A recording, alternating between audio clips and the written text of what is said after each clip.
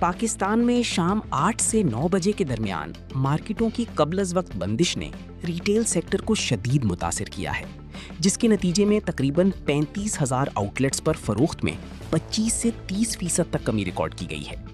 माहिरीन के मुताबिक इस फैसले के बाइस दस्तावेजी मईशत को हफ्तावार तकरीबन 100 अरब रुपए का नुकसान हो रहा है।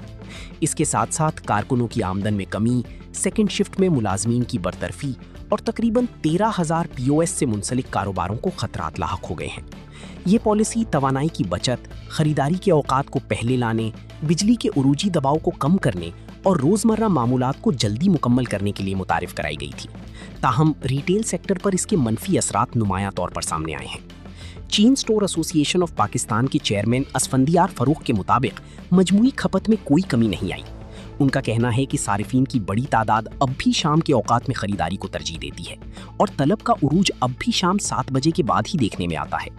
रिटेलर्स ने हुकूमत से मुतालबा किया है कि वो इस पॉलिसी पर नज़रसानी करे, क्योंकि मौजूदा सूरत हाल में मईशत और रोज़गार दोनों शदीद दबाव का शिकार हो रहे हैं।